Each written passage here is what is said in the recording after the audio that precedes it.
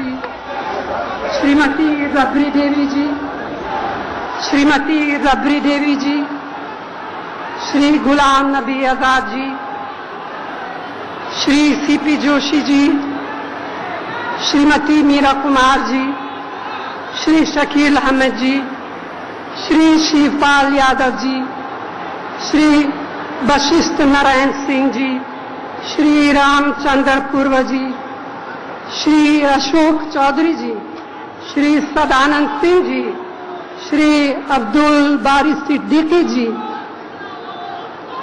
बिहार को, बिहार की गौरवशाली धरती और यहाँ के स्वाभिमानी लोगों को मेरा प्रणाम।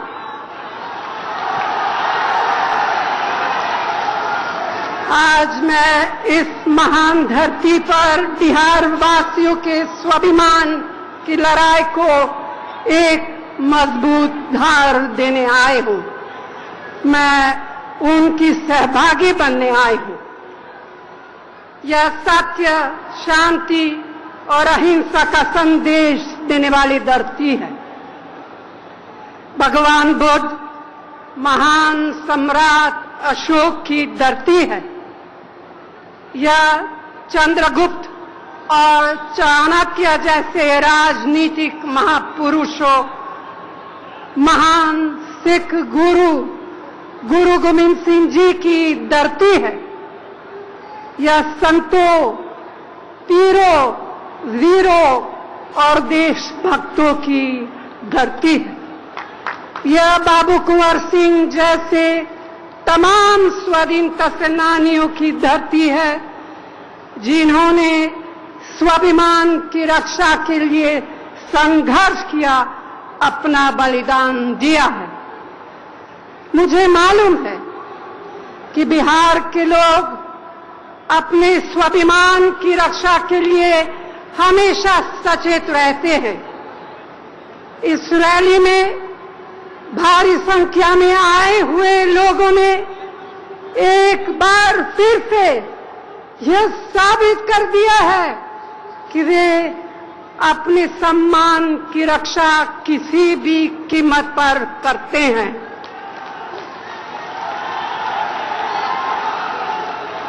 भाइयों और बहनों, कुछ लोगों को बिहार को नीचा दिखाने में बहुत आनंद आता है।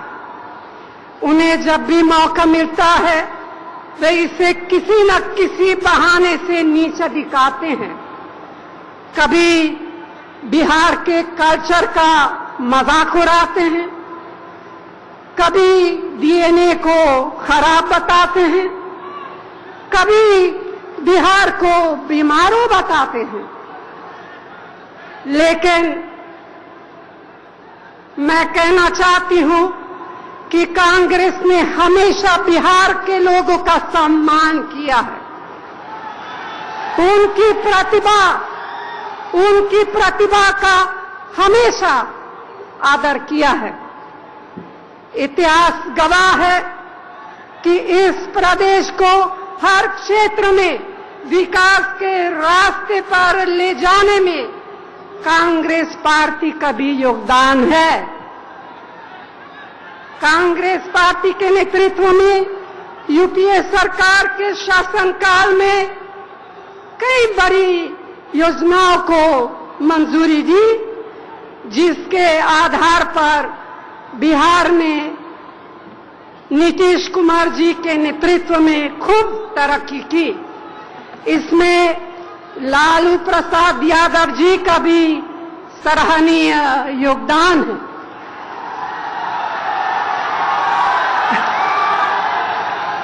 लेकिन बिहार को और अधिक आर्थिक सहयोग की जरूरत है, जो उसे मिलना ही चाहिए।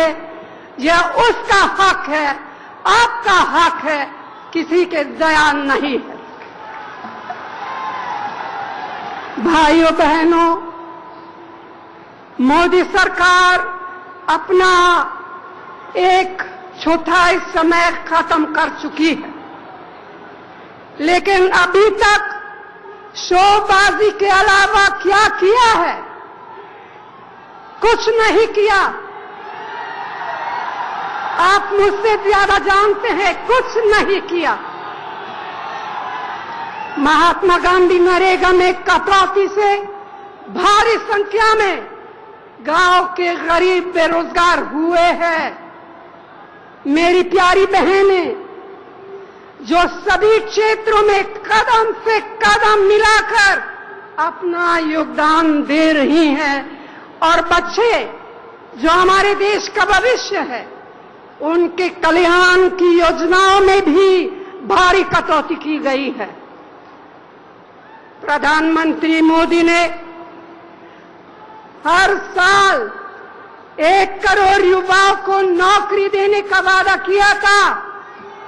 उस वादे को क्या हुआ? कुछ नहीं हुआ। नौकरी देना तो दूर की बात है, इन्होंने केंद्र सरकार की नौकरियों में पाबंदी लगा दी। भाजपा ने व्यापम घोटाले के माध्यम से लाखों लाखों युवाओं का भविष्य नष्ट किया है, तमाम परिवारों को बर्बाद किया है। इन्होंने किसानों से वादा किया था कि वे खेती की कुल लागत से ऊपर उठाकर 50% और जोड़कर किसानों को एमएसपी देंगे, लेकिन बिल्कुल इससे विपरीत किया है, जिसकी वजह से देश भर के किसान, बिहार के किसान भारी कठिनाई झेल रहे हैं। यह किसान विरोधी सरकार है। मोदी सरकार किसान विरोधी सरकार है, जो किसानों की जमीन छीनकर अपने चंद अमीर दोस्तों में बांटना चाहती है।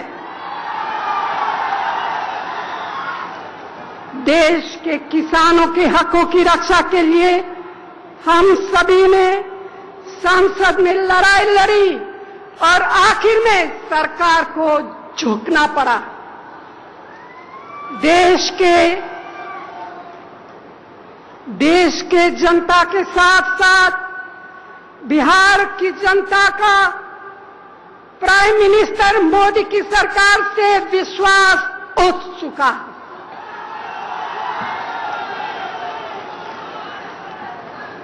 प्रधानमंत्री मोदी की गलत नीतियों की वजह से अर्थव्यवस्था की स्थिति खराब होता जा रही है, महंगाई बढ़ती जा रही है, रुपए की कीमत गिरती जा रही है।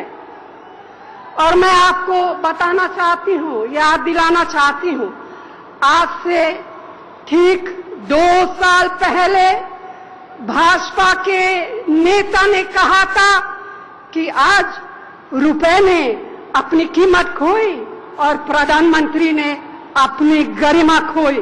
और मैं पूछना चाहती हूं, क्या आज प्रधानमंत्री मोदी की गरिमा इससे भी ज्यादा नहीं गिर चुकी?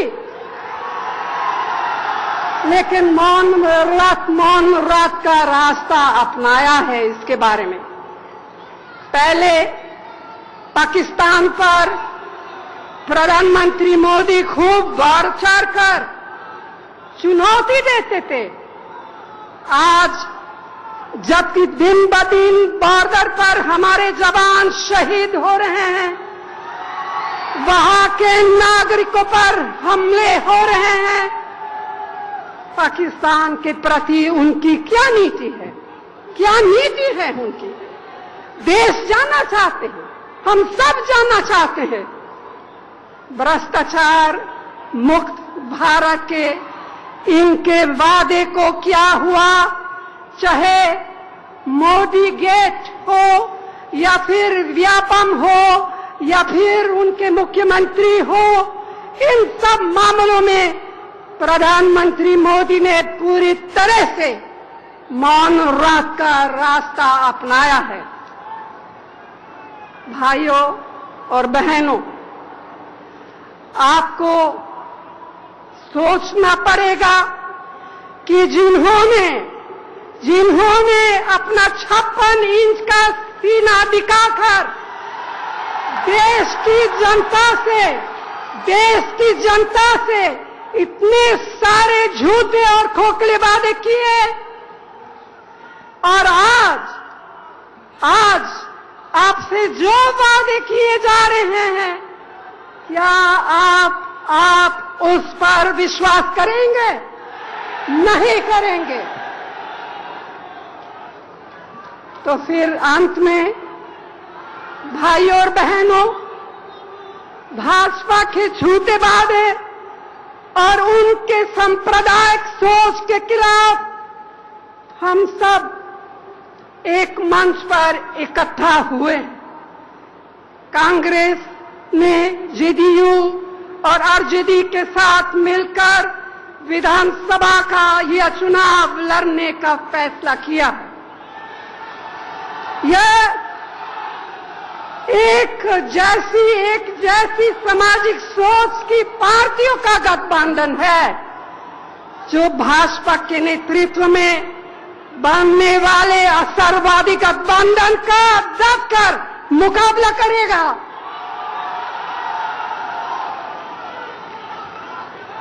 हमारा प्रगतिशील महागठबंधन सेक्युलर मूल्यों पर विश्वास रखता है।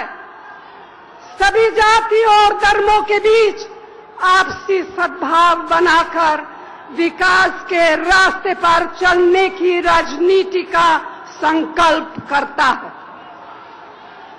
हमने इस बात की हमेशा वकालत की है कि जो लोग पहले से पिछड़े हुए हैं, उन्हें दूसरों से ज्यादा मदद देकर बराबरी में लाया जाना चाहिए। इसलिए यह गठबंधन सभी जातियों के गरीब और वंचित लोगों की आवाज है। भाइयों और बहनों, मुझे पूरा विश्वास है कि बिहार के लोग अपने स्वाभिमान की रक्षा के लिए नीतीश कुमार जी के नेतृत्व में हमारे इस महागठबंधन को अपना पूरा समर्थन देंगे। आप क्या दिखा दीजिए, समर्थन देंगे? बिल्कुल।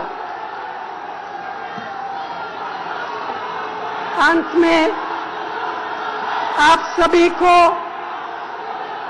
धन्यवाद, बहुत धन्यवाद। जय हिंद, जय बिहार।